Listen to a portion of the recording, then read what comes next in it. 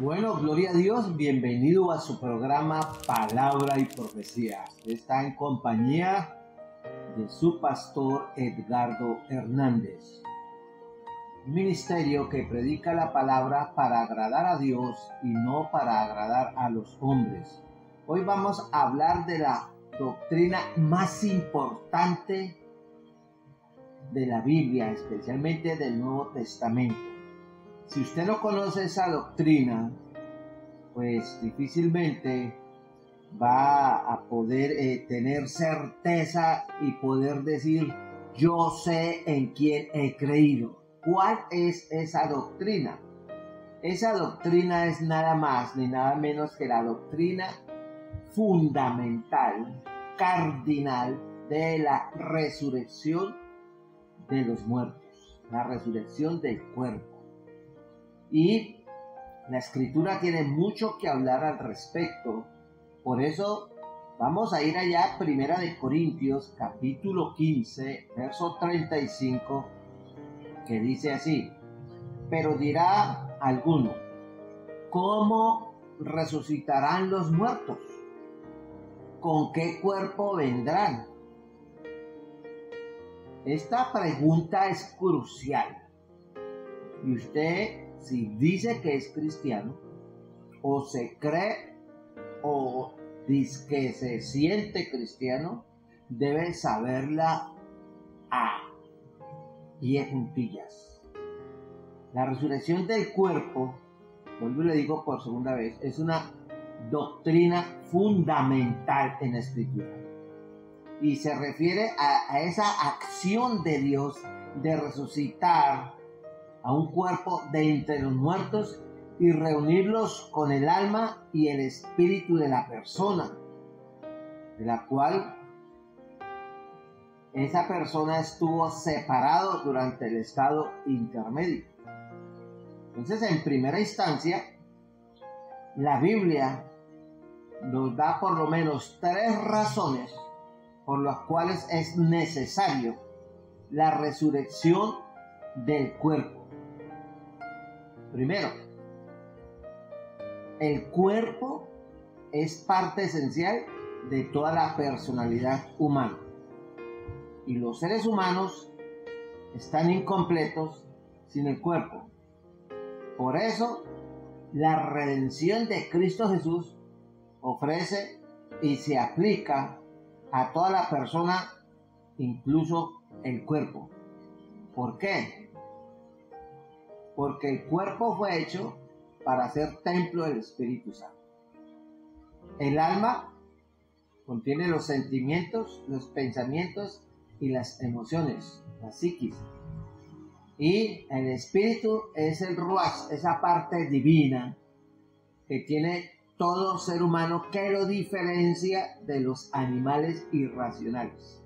Por eso el ser humano tiene conciencia y sabe qué es bueno y qué es malo, qué está correcto y qué es incorrecto, qué es moral y qué es inmoral. Y cuando se endurece ese espíritu, ese corazón, esa mente, esa alma, esos sentimientos, esas emociones, esos pensamientos se endurecen por ese cáncer llamado pecado. Entonces la persona se vuelve amoral, o sea, él vive y hace lo que quiere, con tal de que se sienta bien, todo vale. Entonces, por eso es importante eso. Allá en el libro de Romanos, en el capítulo 8, en el versículo 18 al 25, pero no lo voy a leer todo, voy a leer solamente algunos. Dice así la Escritura: pues tengo por cierto que las aflicciones del tiempo presente no son comparables con la gloria venidera que en nosotros ha de manifestarse. Quiero que entienda algo.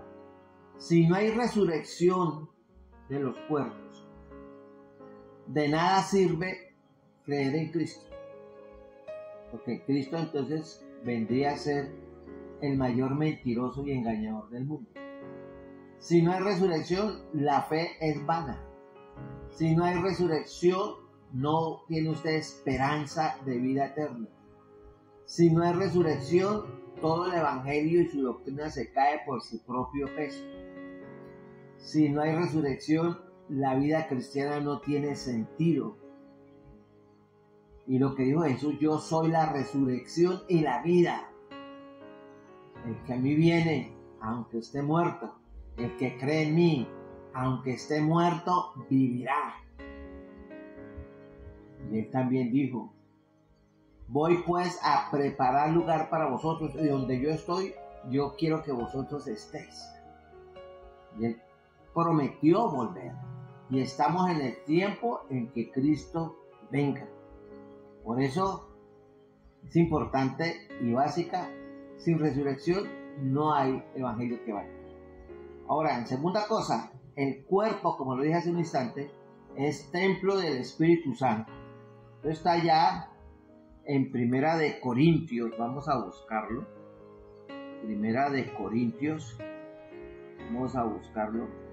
Primera de Corintios 6:19, capítulo 6, versículo 19, que dice, ¿o ignoráis que vuestro cuerpo es templo del Espíritu Santo, el cual está en vosotros, el cual tenéis de Dios y que no sois vuestros? Y el cristiano sabe que su cuerpo es templo del Espíritu Santo. Es mi responsabilidad cuidarlo, tener buena salud, hacer ejercicio, sin caer en la idolatría del fitness. Dice Pablo, dijo, el ejercicio para poco aprovecha, pero tampoco lo prohíbe. Que es el ejercicio, mantenerse en forma, para no estar enfermo y poder servirle a Dios. Y porque es el templo del Espíritu Santo. Y mira que el pecado, el diablo sabe que el cuerpo es templo del Espíritu Santo y lo ataca, ¿qué? Con la droga, con el alcohol, con el cigarrillo. Lo ataca con toda clase de enfermedades para destruirlo. Entonces usted, si es un cristiano, debe cuidar su templo, porque hay algo que se llama mayordomía, administrar y cuidar lo que es de Dios. Dice, vosotros no sois vuestros. Dice, el cual está en vosotros, del cual tenéis de Dios y que no sois vuestros. Su cuerpo pertenece a Dios. Ahora, dice, porque habéis sido comprados por precio, glorificad pues a Dios en vuestro cuerpo y en vuestro espíritu, los cuales son de Dios. Entonces, por eso usted ve, por ejemplo, esa epidemia, llamémosla así, ese auge que hay de tatuajes, porque eso ofende a Dios. Y allá en Levítico 18 dice, no imprimiréis rasguños, no os haréis marcas en el cuerpo ni por los muertos. Entonces, ¿por qué? Porque el diablo sabe que ofende y contrista. Obviamente es un pecado y la gente lo hace porque no conoce de Dios, pero cristianos que conociendo ya la palabra se van a tatuar, eso es rebelión con conocimiento de causa. Podría decirse que están prevaricando, es un prevaricar, porque pecan con conocimiento de causa. Pero si una persona en el mundo que está tatuada desde aquí para hasta los tobillos se arrepiente, obviamente el Señor lo perdona, porque cuando uno está sin Cristo, está ciego, sordo y mudo, y está viendo no ve y oyendo no oye, hasta que le resplandezca la luz del Evangelio. Entonces usted tiene que entender eso, que usted no es suyo, ni su cuerpo, ni su espíritu. La tercera cosa, la doctrina o la importancia de la resurrección es para deshacer el resultado o el fruto del pecado en todos los niveles de la vida. Y debe vencerse al enemigo final de la humanidad, que es la muerte del cuerpo. Por eso mientras usted viva, respire, coma, camine, mientras ve este programa, el que le habla y el que me oye, nos estamos muriendo. Entonces, ¿cómo se deshace el resultado del pecado? Pues mediante la resurrección. Ya en Primera de Corintios, capítulo 15, vamos a buscarlo. Primera de Corintios, capítulo 15, dice así en el versículo 26. Mire. Y el postrer enemigo que será destruido es la muerte. El último enemigo del ser humano es la muerte. Y por eso en Romanos dice, la paga del pecado es la muerte. Entonces, nadie que viva, ningún ser humano, ningún animal, ni siquiera el virus más pequeño que exista y que no se pueda dar sino con aparatos especiales, con microscopios electrónicos de alta potencia, todo nace, todo muere por causa del pecado. Que cuando Dios hizo al hombre, el universo y todo lo hizo eterno, y el pecado trajo la muerte, el dolor y la desgracia que estamos viviendo en este mundo y que no se va a detener. Pero el postrer enemigo que va a vencer el Señor será la muerte. Ahora, en el Antiguo Testamento se habla también del asunto de la muerte y de la resurrección. Vamos a ir, por ejemplo, a Génesis. Vamos a ir a Génesis. Vamos a buscarlo acá. Libro de Génesis. En el capítulo 22, en el versículo 1 al 14. O sea que hay algo que espero que usted lo sepa, por tiempo entiéndame, no puedo leer todos esos textos. Pero ese texto, ese capítulo habla de cuando Dios le ordena a Abraham que sacrifique a su hijo Isaac, a su único hijo. Y se aconteció después de estas cosas que probó Dios a Abraham, y le dijo a Abraham, y él respondió, heme aquí. Y dijo, toma ahora tu hijo, tu único, y le dice, tu hijo, tu único hijo Isaac, a quien amas, y vete a tierra de Moriah. Tu único hijo Isaac, a quien amas, y vete a tierra de Moriah y ofrécelo allí en el holocausto sobre uno de los montes que yo te diré. Usted se imagina lo que le pidió Dios a Abraham, tu hijo único, al cual amas, como para mirar, dice, y probó Dios Abraham. Dios va a probar su fe, Dios va a probar su obediencia, Dios va a probar su fidelidad, Dios va a probar su cristianismo, a ver, y de pronto te pide hacer cosas. Obviamente ya en el Nuevo Testamento Dios no le va a mandar un ángel ni él va a decirle entonces, dame tu hijo, vaya y lo mata por allá en un potrero. No, esto era trato en el Antiguo Testamento, porque Dios se movió en ese tiempo de esa manera, pero ahora no, porque hay un solo Dios y un solo mediador entre Dios y los hombres, se llama Jesucristo. Y es a través de Cristo que usted entra a la gloria de Dios. Como Cristo venció la muerte, resucitó al tercer día y ascendió a los cielos y está sentado a la diestra de Dios Padre, tiene el poder para vencer la muerte. Venció la muerte, el mundo, la carne, el pecado, el infierno, y al mismo diablo lo venció. Y resucitó para la gloria de Dios. Por eso tiene que entender que hay una resurrección del cuerpo. Miremos Hebreos 11. Vayamos de un lado al otro de la Escritura. En el Nuevo Testamento, en el libro de Hebreos, capítulo 11, verso 17 al 19, dice, por la fe Abraham, cuando fue probado, ofreció a Isaac, el que había recibido las promesas, ofrecía a su unigénito, habiéndosele dicho, en Isaac te será llamada descendencia, pensando que Dios es poderoso para levantar aún de entre los muertos, de donde es en sentido figurado también le volvió a recibir. Por la fe bendijo Isaac a Jacob y a Esaú respecto a cosas venideras. Por la fe Jacob al morir bendijo a cada uno de los hijos de José y adoró apoyando sobre el extremo de su bordón. Por la fe al morir mencionó la salida de los hijos de Israel y le dio mandamiento acerca de sus huesos. Entonces ahí está, se ve claramente que el pueblo de Israel ya tenía indicios, tenía cierto conocimiento sobre la resurrección y se enseña a futuro, ahora, después que Cristo vino al mundo y venció la muerte y resucitó, hacia eso apuntaba el Antiguo Testamento. Y ahora El que está en Cristo y vive en santidad y muere en santidad, tiene la esperanza de que cuando suene la trompeta, cuando Cristo venga por su pueblo, va a resucitar con el mismo cuerpo que Cristo resucitó. Cuerpo, usted va a ser el mismo, así como usted se ve en el espejo. Si muere joven, resucitará joven. Si muere adulto, resucitará adulto. Si muere anciano, resucitará anciano. Pero con cuerpo glorificado y que ya no estará sujeto a ninguna enfermedad.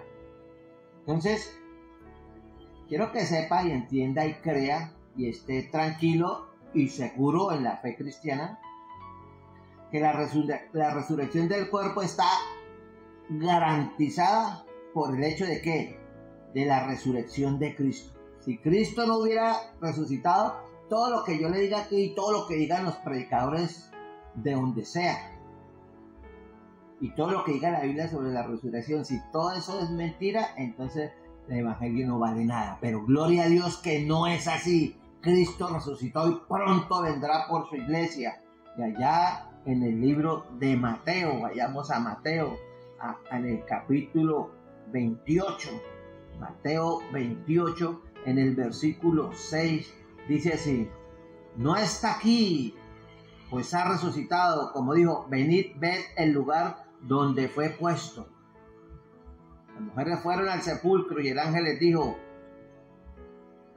a las mujeres, mas el ángel respondió, dijo a las mujeres, no temáis vosotras, porque yo sé que buscáis a Jesús, el que fue crucificado. Dice, no está aquí, pues ha resucitado. Gloria a Dios, como dijo, venid, ved el lugar donde fue puesto el Señor. Dice, e id pronto y decir a sus discípulos que ha resucitado de los muertos, y aquí va delante de vosotros a Galilea, allí le veréis, y aquí os lo he dicho. Y ellas salieron con temor, con gozo, confundidas, corriendo a dar las nuevas a los discípulos, contentas y al mismo tiempo estupefactas.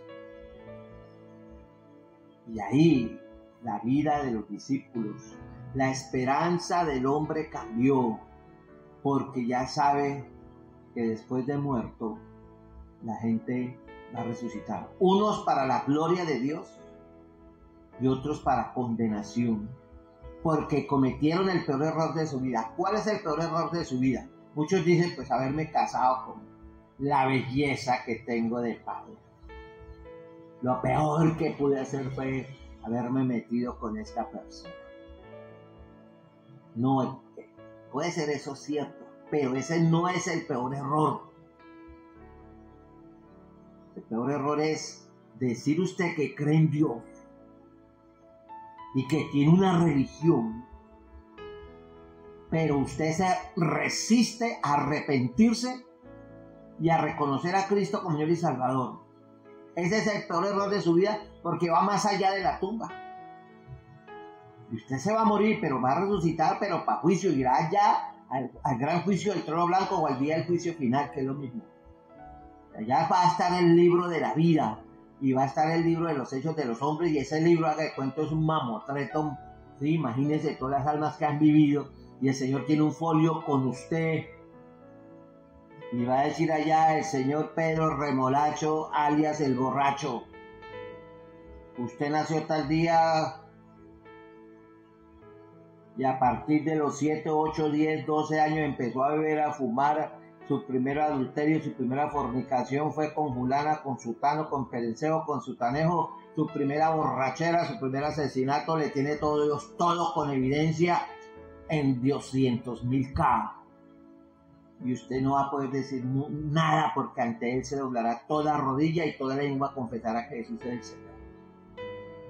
Si usted quiere estar en el lado donde va a estar gozoso y glorioso, porque va a ver a su Señor y Salvador, es ahora el tiempo de arrepentirse. Porque recuerde lo que nos dijo la abuelita, el dicho religioso que dice, después del ojo afuera no hay Santa Lucía que valga. Ahorita es el tiempo de arrepentirse. Ahorita es el tiempo de aceptar a Cristo. Ahorita es el tiempo de escapar de los juicios venideros que ya se están desatando. Ahorita es el tiempo de escapar de la garra del anticristo. Ahorita es el tiempo de escapar de los juicios que ya se están empezando a desatar sobre la faz de la tierra. Lea Mateo 24, para que usted se dé cuenta. Por eso, mi amigo, usted necesita entender que Dios lo va a juzgar. Mire lo que dice Hechos 17, 30, 31, que se lo leo, vea. Hechos 17, 30, 31 dice: la orden de Dios para usted, pero Él no lo obliga porque Él le dio voluntad a usted. Si usted quiere ser salvo y que la sangre de Cristo lo limpie de todo pecado, tiene que arrepentirse de corazón, abandonar el pecado y ir a los pies de Cristo. Dice: pero Dios, habiendo pasado por alto los tiempos de esta ignorancia, ahora manda a todos los hombres en todo lugar. ¿Qué le manda Dios a usted?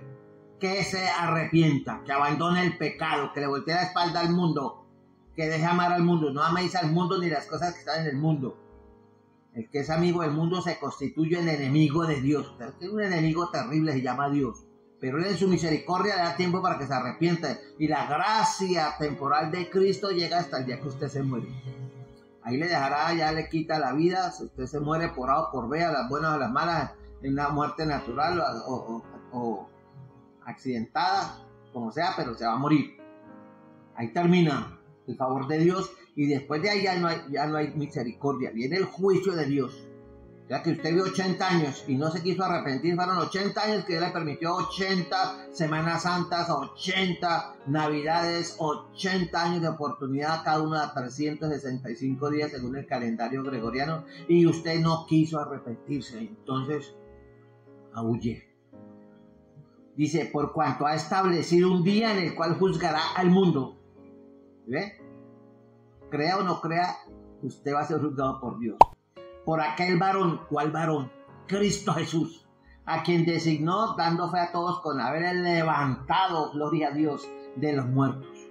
Dice: por cuanto oyeron lo de la resurrección de los muertos, y unos se burlaban y otros decían: jaja, ya te oiremos acerca de esto otra vez. Así le decían al apóstol Pablo. Entonces, mi amigo, el que ríe de último ríe mejor. Por eso Dios se ríe de sus enemigos. Y aunque el mundo esté con el cuarto de hora de Satanás, son 7 años más lo que viene antes de la gran tribulación, que no superará ni siquiera 20 años. Así que vale la pena sufrir y pasar por lo que tengamos que pasar y ser fieles, como dice la Escritura: sé fiel hasta la muerte y yo te daré la corona de la vida. Usted decide si quiere ser fiel, y entienda y quede claro: ninguna religión, ninguna, ni la que vaya a salir ni las que vengan, ninguna religión, y hago énfasis en eso, ninguna religión salva a nadie. Lo puedo decir aunque muchos se ofendan, es un negociazo la religión, donde unos pocos, no todos, pero sí la gran mayoría, viven del sudor de los demás, en el nombre de Dios, y cogen la Escritura por negocio. Y ninguna iglesia local, llámese la iglesia de los más santos y de los puros puros, y la iglesia de la entrada al cielo, por decir algún nombre ficticio que me sale a flor de labio, eso no lo va a salvar, porque ninguna iglesia y ninguna religión murió por usted en la cruz del Calvario, solo Cristo. Y por eso Él dijo: yo soy el camino, la verdad y la vida. Nadie viene al Padre sino por mí. Yo soy la resurrección y la vida. El que cree en mí, aunque esté muerto, vivirá. Por eso la gente que no tiene esperanza de resurrección, la muerte es algo terrorífico, espantoso, que destruye la vida de millones de personas para siempre. Pero el cristiano que conoce a su Salvador muere. Así que decida. Ahora, mire, 1 Corintios 15, 20, 22. Vamos a buscarlo. 1 Corintios 15, 20, 22. Dice: mas ahora Cristo ha resucitado de los muertos. ¿Se ve que la Biblia habla de la resurrección? Primicias de los que duermen es hecho. Él fue el primero que resucitó. Por cuanto la muerte entró por un hombre, también por un hombre la resurrección del muerto. Y ese hombre se llama Jesucristo. Porque así como en Adán todos mueren, también en Cristo todos serán vivificados. Pero esos todos son los que han recibido a Cristo como Señor y Salvador. Los otros van a ser resucitados, pero para juicio. De ahí van ahora a llorar y a aullar, y por eso yo le digo, y le he dicho en forma irónica, en el infierno el diablo tiene un negocio, tiene una librería y solamente vende Biblia, y la gente le compra Biblias al diablo del infierno, y la gente lee toda la Biblia, y la gente ora y clama: Dios mío, ten misericordia, sácame de aquí, por Dios, yo le prometo, perdóname, dame una oportunidad, pura carreta. Ahora es que tiene que clamar, ahora es que tiene que arrepentirse, ahora es que tiene que pedir perdón, ahora es que tiene que abandonar el pecado, ahora es que tiene que clamar a Dios que salve su alma, ahora es que tiene que buscar el rostro de Dios, buscad y hallaréis. Por eso el cristianismo no es religión ni iglesia. Hay que ir a la iglesia, claro, pero ¿a qué se va a una iglesia? A una iglesia se va a adorar a Dios en espíritu y en verdad y a oír palabra. Y usted sabe si un pastor o un líder, como lo quieran llamar, obispo, arzobispo, arcángel, o profeta, o superapóstol, o querubín, como lo quieran llamar, es de Dios si predica la palabra tal como está, o si predica para agradarle a usted y sacarle el te vi llegar. Y a la gente le gusta que le den la nuca.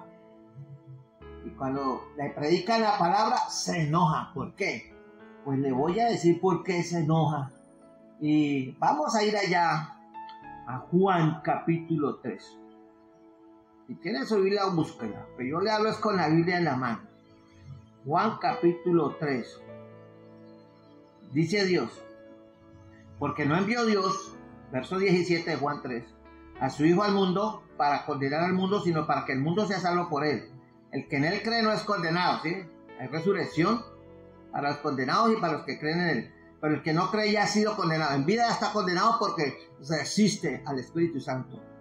Odia a Jesús, aunque de labios para afuera diga que es cristiano. Porque no ha creído en el nombre del unigénito Hijo de Dios. Creer de corazón, no de aquí. Dice, y esta es la condenación. ¿Por qué se condena a la gente?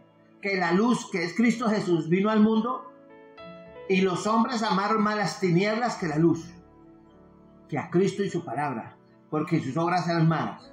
¿Por qué? Porque todo aquel que hace lo malo, el borracho, el adúltero, el mentiroso, que tiene una vida inmoral, dice, aborrece a Cristo, aborrece la palabra, y no viene a la luz que es Cristo Jesús. Jesús dijo, yo soy la luz del mundo, para que sus obras no sean reprendidas. A mí no me digan nada, a mí no me vengas a armoniar, yo no quiero que me digan nada, yo soy libre, haga lo que quiera. Pues haga lo que quiera. Y si quiere ir al infierno, es libre de ir al infierno. Mas el que practica la verdad, el que vive la palabra, el que acepta a Cristo, viene a Cristo Jesús, que es la luz, para que sea manifiesto que sus obras son hechas en Dios. Y Jesús, para rematar, dijo, por sus frutos los conoceréis. Entonces, ya para terminar, en términos generales, el cuerpo resucitado del creyente será como el cuerpo resucitado del Señor. Eso está ya en Romanos 8:29. Romanos 8:29, que se lo leo a usted inmediatamente. Porque a los que antes conoció, también los predestinó para que fuesen hechos conforme a la imagen de su Hijo, para que Él sea el primogénito entre muchos hermanos. Así que, mi amigo, así como resucitó Cristo con cuerpo glorioso, así va a resucitar la gente que cree en el Señor.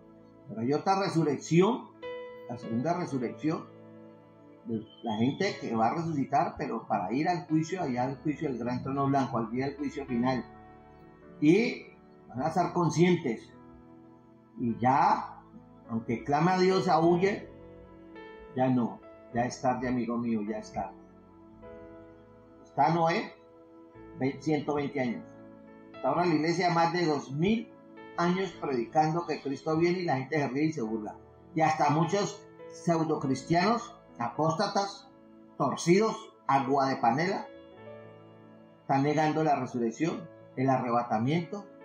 No se puede hablar de la sangre de Cristo, etcétera, etcétera, porque salieron de nosotros porque no eran de nosotros. Porque la escritura no puede ser quebrantada. Entonces la resurrección de los muertos está asegurada con el cuerpo semejante al de Cristo. Termino con Primera de Juan. Primera de Juan 3. Vamos a buscarla. Primera de Juan, capítulo 3, versículo 2, que dice así: Amados, ahora somos hijos de Dios y aún no se ha manifestado lo que hemos de ser, resucitados con cuerpo glorioso. Pero sabemos que cuando Él se manifieste seremos semejantes a Él, porque le veremos tal como Él es. Y usted tendrá comunión por los siglos de los siglos. Aunque los cristianos sí van a ser juzgados en el tribunal de Cristo, y allá cada cristiano, aunque sea salvo, ya es salvo, le va a dar cuentas a Dios de los dones, los talentos y los ministerios que Dios le dio para que fuera luz en este mundo y fuera sal. Por eso hago un llamado a todos los cristianos que están allá encerrados en su burbuja de religiosidad: arrepiéntanse y cumplan su función básica, primordial, primaria de la iglesia: ser luz y sal en medio de las tinieblas, ahora que estamos a puertas de que aparezca el anticristo, ahora que estamos a puertas de que aparezca Cristo, ahora que usted está a puertas de la muerte. Después no diga que nadie le dijo nada. Hay mucho más tema, pero el tiempo me limita. Fue una bendición estar con ustedes. Que la gracia de Dios los guarde y los sustente. Que estén bien.